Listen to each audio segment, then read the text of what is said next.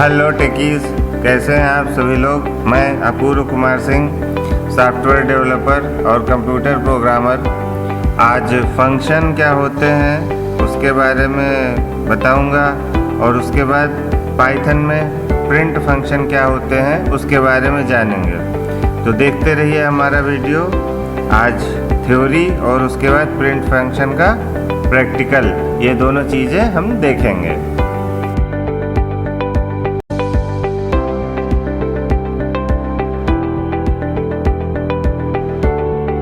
A function is a block of statements. ठीक है, मतलब क्या होता है फंक्शन? एक बॉक्स होता है, एक ब्लॉक होता है जिसके अंदर पाइथन की कुछ स्टेटमेंट्स लिखी हुई हैं। अब स्टेटमेंट्स का मतलब जितनी भी हम कोडिंग करते हैं, ठीक है, वेरिएबल्स बनाना और जितनी भी हम कोडिंग लिखते हैं, तो उस कोडिंग की जो एक लाइन होती है उसको स्टेटमेंट कहा जाता है। ठीक है, तो अगर वो मल्टीपल लाइंस हैं तो हम उसे क्या कहेंगे? स्टेटमेंट्स कहेंगे। ठीक है, तो फंक्शन को क्या कहा जा रहा है? एक ऐसा ब्लॉक है जिसके अंदर वो मल्टीपल स्टेटमेंट्स लिखी हुई होंगी। ठीक है, और ये काम हमें प्रिंट फंक्शन के केस में पाइथन ने पहले से करके दिया हुआ है। मतलब जो प्रिंट फंक्शन है वो पाइथन ने बनाया हुआ है। तो पाइथन ने क्या किया हुआ है कि उस फंक्शन के अंदर कुछ स्टेटमेंट्स लिखी हुई हैं और उन स्टेटमेंट्स का काम क्या है कि जब मैं प्रिंट फंक्शन को कॉल करूंगा उसके अंदर जो भी वैल्यू दूंगा वो हमें कंसोल पे प्रिंट करवाएगा। ये काम किसका होता है? प्रिंट फंक्शन का होता है। तो फिर आगे देखो, reusable code that is used to perform a single task. मतलब ये जो हमारे पास फंक्शन है, ये जो हमारे पास ब्लॉक ऑफ स्टेटमेंट है, ठीक है, इनको हम बार बार रीयूज भी कर सकते हैं। इसका मतलब ये जो प्रिंट फंक्शन है इसको मैं बार बार भी कॉल कर सकता हूं। ठीक है, जरूरी नहीं कि एक दफा कॉल किया बस उसके बाद मैं इसको कॉल नहीं कर सकता। नहीं, ऐसा नहीं है, हम इसको बार बार रीयूज कर सकते हैं। सबसे बड़ा बेनिफिट ये है। रीयूज करने से क्या होगा कि वो जितनी भी ब्लॉक ऑफ स्टेटमेंट्स इस फंक्शन के अंदर लिखी हुई हैं वो आप बार बार रीयूज कर सकते हो। ठीक है, तो मैं यहाँ पे आता हूं अपने पाइचार्म में। ठीक है, मैं इसका प्रैक्टिकल इंप्लीमेंट करके आपको दिखाता हूं। तो सबसे पहले मैं एक न्यू प्रोजेक्ट यहाँ से क्रिएट करता हूं। तो हम फाइल में जाते हैं, ठीक है, और न्यू प्रोजेक्ट पे क्लिक करते हैं। ठीक है, और यहां पे आके मैं इसका नाम रख लेता हूं फॉर एग्जांपल प्रिंट डेमो। ठीक है, क्रिएट करते हैं। अब देखें, ये हमसे पूछ रहा है कि जो आपको प्रोजेक्ट अपना क्रिएट करना है वो एक न्यू विंडो में करना है या इसी विंडो पे करना है। तो मैं इसको कहता हूं दिस विंडो, मतलब ये जो विंडो मेरे पास पाइचार्म की ओपन है इसी के ऊपर मुझे अपना ये प्रोजेक्ट क्रिएट करना है। ठीक है, तो दिस विंडो पे क्लिक करूंगा तो आप यहाँ पे देखो अब हमारे पास क्या आ रहा है? प्रोजेक्ट क्रिएट हो गया, प्रिंट डेमो। अब इसके अंदर कोई भी फाइल मौजूद नहीं है तो हम इसके ऊपर राइट क्लिक करते हैं। ठीक है, न्यू पे जाते हैं और यहाँ पे आपको नजर आ रहा होगा पाइथन फाइल। ठीक है, तो इसके ऊपर आपने क्लिक करना है और अब पाइथन की फाइल का नाम क्या रखना है। ठीक है, फॉर एग्जांपल मैं इसका नाम रख लेता हूं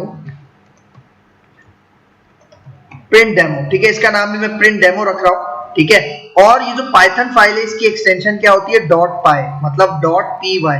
ठीक है, तो इसको ओके करते हैं।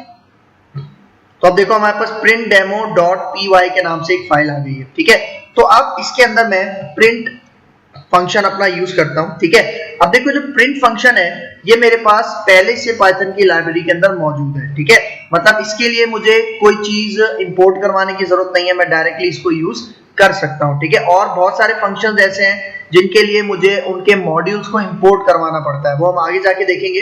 ठीक है, तो यहाँ पे देखो ये प्रिंट फंक्शन है। अच्छा, इसको लिखने का एक शॉर्ट तरीका भी है। देखो आप यहाँ पे लिखो पीआर और आप यहाँ पे देखो इंटेलिजेंस में ये जो नीचे हिंट आपको शो हो रही है इसमें आपको क्या दिखा रहा है? प्रिंट। अब देखो आपने सिर्फ पीआर लिखा है, आप यहाँ पे आके एंटर करो तो आपको वो पूरा जो फंक्शन है वो ओपन करके दे देगा विद ब्रैकेट्स। ठीक है, एक ये भी शॉर्टकट है।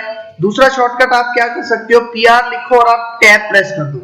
तो टैब प्रेस करोगे तब भी आपको ये मतलब ओपन करके दे देगा। तो टैब यूज करो या एंटर की यूज करो, ये आपके ऊपर डिपेंड करता है। ठीक है, मतलब इंटेलिजेंस में से हम ले रहे हैं ना प्रिंट।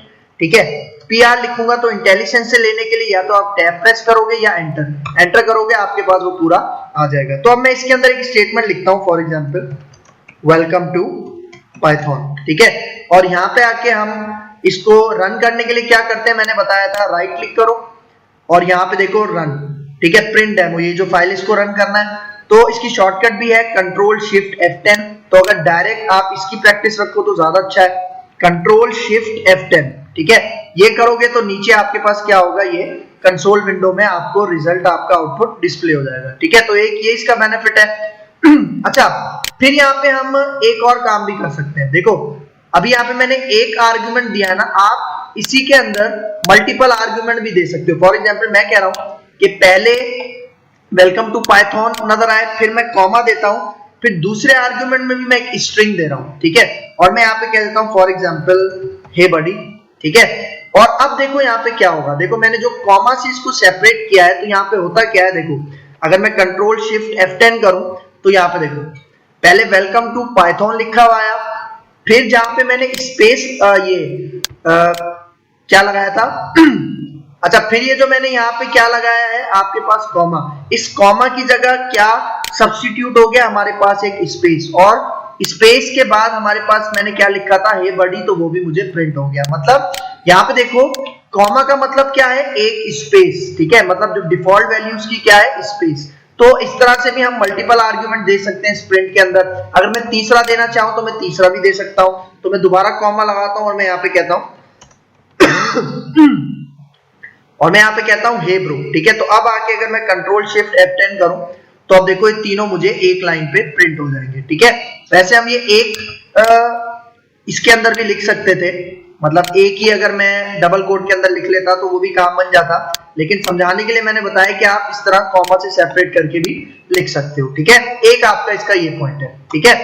अच्छा, फिर यहाँ पे देखो जिस तरह मैंने बताया कि जो कॉमा है ये क्या करता है, इस कॉमा के अंदर मतलब ये किससे रिप्लेस हो जाता है, हमारे स्पेस से रिप्लेस हो जाता है, ठीक है। तो एक चीज हम और कर सकते हैं।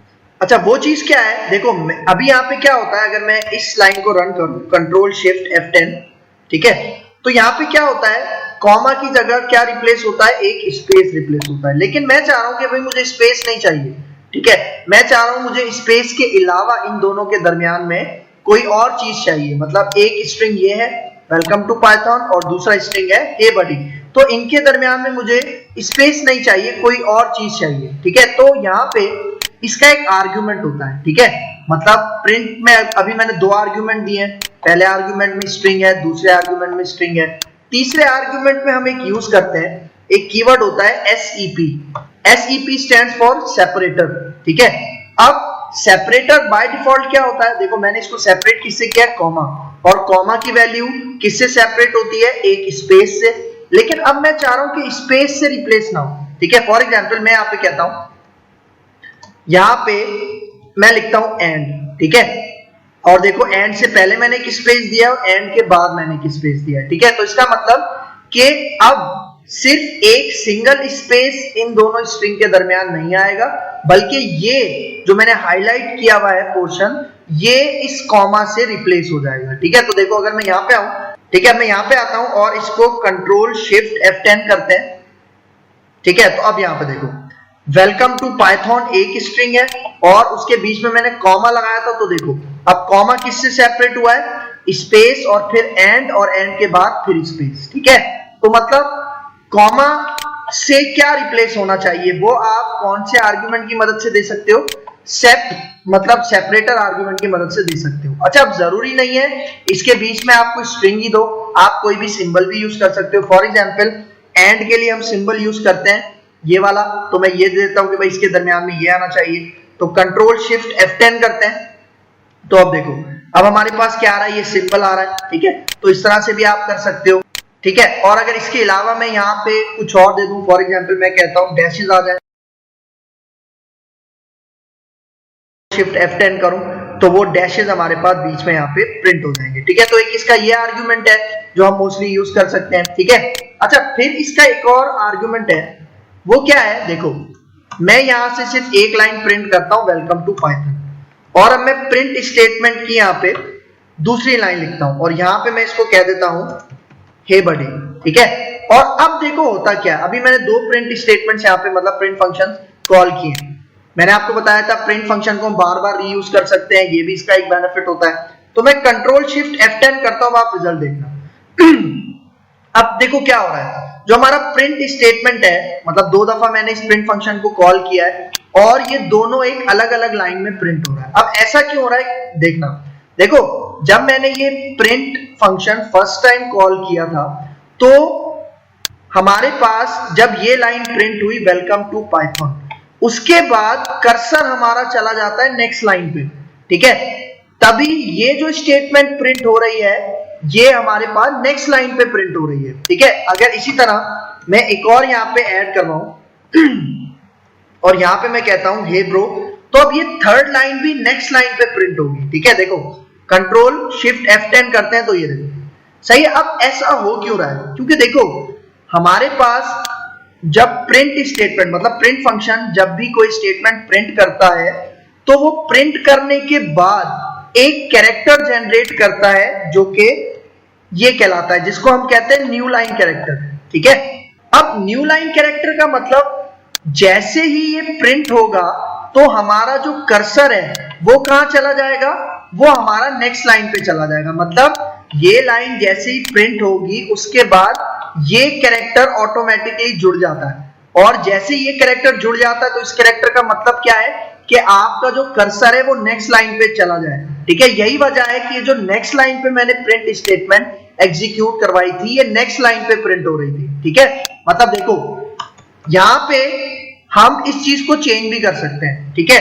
अब उसके लिए एक आर्गुमेंट हम यूज करते हैं एंड, ठीक है। मतलब देखो एंड में हमारे पास मैंने क्या बताया, बाय डिफॉल्ट क्या होता है ये, ठीक है, \n, इसका मतलब न्यू लाइन कैरेक्टर, मतलब जैसे ही ये लाइन हमारे पास प्रिंट होगी तो उसके बाद कर्सर कहां चला जाएगा, नेक्स्ट लाइन पे, और यहां पे जो भी प्रिंट स्टेटमेंट थी वो नेक्स्ट लाइन पे प्रिंट हो जाएगी। लेकिन मैं चाह रहा हूं कि भाई जैसे ही ये लाइन प्रिंट हो तो हमारे पास ये न्यू लाइन कैरेक्टर जनरेट नहीं होना चाहिए, ठीक है। तो मैं क्या करता हूं, यहां पे मैं एक खाली स्पेस जोड़ देता हूं, ठीक है। तो अब आप रिजल्ट देखना, मैं कंट्रोल शिफ्ट F10 करता हूं तो अब आप रिजल्ट देखो, अब वेलकम टू पाइथन और हे बडी ये दोनों एक ही लाइन में आ रहे हैं, ठीक है। मतलब देखो ये वेलकम टू पाइथन और हे बडी ये एक ही लाइन में आ रहे हैं। अब ये एक लाइन में क्यों आ रहे हैं, इसकी वजह ये है क्योंकि एंड में अब मैंने क्या दिया है, एंड में मैंने एक स्पेस दिया हुआ है। मतलब ये जो लाइन आपको प्रिंट होगी इसके बाद न्यू लाइन कैरेक्टर नहीं जाएगा बल्कि स्पेस जाएगा। यही वजह है कि ये जो नेक्स्ट लाइन थी वो इसी स्टेटमेंट के साथ आपके पास प्रिंट हो रही है, ठीक है। इसी तरह देखो यहां पे जब मैंने प्रिंट किया तो जब ये लाइन प्रिंट हुई है बड़ी तो इसके बाद तो वही न्यू लाइन कैरेक्टर है ना, ठीक है, क्योंकि यहां पे इस प्रिंट के अंदर मैंने कोई भी आपके पास एंड आर्गुमेंट के अंदर कुछ भी नहीं दिया, ठीक है। लेकिन अगर मैं यहां पे भी स्पेसिफाई कर दूं एंड और यहां पे भी मैं दे देता हूं एक स्पेस, ठीक है, तो अब क्या होगा, अब ये तीनों लाइन जो मैंने अलग अलग प्रिंट स्टेटमेंट में लिखी है ये एक ही लाइन में प्रिंट होगी। तो अगर मैं यहां पे आके F10 करता हूं, ठीक है, कंट्रोल शिफ्ट F10, तो अब देखो ये तीनों लाइंस एक ही लाइन में प्रिंट हो रही है। क्यों, क्योंकि एंड में by default new line character होता है लेकिन मैंने क्या जोड़ दिया, स्पेस, ठीक है, और यहां पे भी मैंने स्पेस जोड़ दिया, ठीक है। तो ये पॉइंट है। अच्छा जरूरी नहीं है आप स्पेस जोड़ो, आप कुछ और भी जोड़ सकते हो। फॉर एग्जांपल मैं यहाँ पे डैशेस जोड़ देता हूं, 3 डैशेस, और यहाँ पे भी 3 डैशेस जोड़ देता हूं। तो अब क्या होगा, देखो कंट्रोल शिफ्ट F10 करते हैं तो अब देखो सारे तीनों लाइन मतलब तीनों जो ये प्रिंट स्टेटमेंट्स हैं, फंक्शंस हैं, वो एक ही लाइन में प्रिंट हो रही हैं और उनके बीच में क्या आ रहा है, आपके पास 3 आपके पास ये डैशेस आ रहे हैं, ठीक है। मतलब इसके अंदर आप कुछ भी दे सकते हो। तो ये 2 आर्गुमेंट हम यूज करते हैं, एक सेप और एक ये एंड, जो कि प्रिंट के अंदर बहुत ज्यादा यूज किए जाते हैं, ठीक है। तो एक तो इसका ये पॉइंट है, ठीक है, ठीक है। अब यहाँ पे देखो प्रिंट फंक्शन के बहुत सारे आर्गुमेंट्स हैं लेकिन हमारे पास जो इंपॉर्टेंट आर्गुमेंट्स है उन्हीं की मैंने बात की है इस लेक्चर के अंदर। एक सेप है और एक एंड है, ठीक है। मतलब जो भी ऑब्जेक्ट्स हैं, मतलब जो भी स्ट्रिंग्स हैं वो सेपरेट किससे होंगे। अब देखो डिफॉल्ट वैल्यू क्या होती है, देखो सिंगल कोट के बीच में एक स्पेस दिया हुआ है, तो जब मैं कॉमा दे रहा था तो वो एक स्पेस से रिप्लेस हो रहा था, ठीक है। लेकिन जब मैंने इसके अंदर कोई और कैरेक्टर दे दिया था तो कॉमा की जगह वो किसी और कैरेक्टर से रिप्लेस हो रहा था। फिर आ जाओ and is printed at last, मतलब प्रिंट स्टेटमेंट, प्रिंट फंक्शन जब आप कॉल करते हो उसके अंदर आप जो भी लाइन प्रिंट करवाने के लिए लिखते हो और उसके बाद अगर आप एंड आर्गुमेंट यूज कर रहे हो तो एंड आर्गुमेंट में जो भी आप वैल्यू दोगे वो हमारे प्रिंट होने के बाद एग्जीक्यूट होती है, ठीक है। यही वजह है कि हमारी प्रिंट एग्जीक्यूट होती है और डिफॉल्ट वैल्यू इसकी क्या होती है, ये न्यू लाइन कैरेक्टर। यही वजह है कि जब प्रिंट फंक्शन एक लाइन को प्रिंट करता है तो वो कर्सर नेक्स्ट लाइन पे ले जाता है। नेक्स्ट लाइन पे क्यों ले जाता है? आज की स्लाइड में हमने देखा कि प्रिंट फंक्शन का यूज़ हम कैसे करते हैं। अच्छा, पिछली बार हमने विजुअल स्टूडियो कोड आप लोगों को बताया था उसमें काम करने के लिए, लेकिन वो विंडोज़ 7 में काम करता है। विंडोज़ 10 में किसी तरह से करता होगा, लेकिन विंडोज़ 10 में जब हम रन करते हैं तब वह आंसर जो होता है हमारा वो विंडो आके और डिस्प्ले करके गायब हो जाती है। इसलिए हमने पाईचार्म विंडोज़ 10 में इंस्टॉल किया है। उसके इंस्टॉलेशन की पूरी जानकारी हम अपने किसी वीडियो में देंगे। और वीडियो अच्छा लगे तो लाइक करिए, चैनल को सब्सक्राइब करते रहिए और अपने फ्रेंड्स को भी लिंक भेजते रहिए जिससे वो भी वीडियो का लाभ उठा सकें। तो एक बार फिर चैनल को सब्सक्राइब करते रहिए और वीडियो को लाइक करते रहिए। धन्यवाद।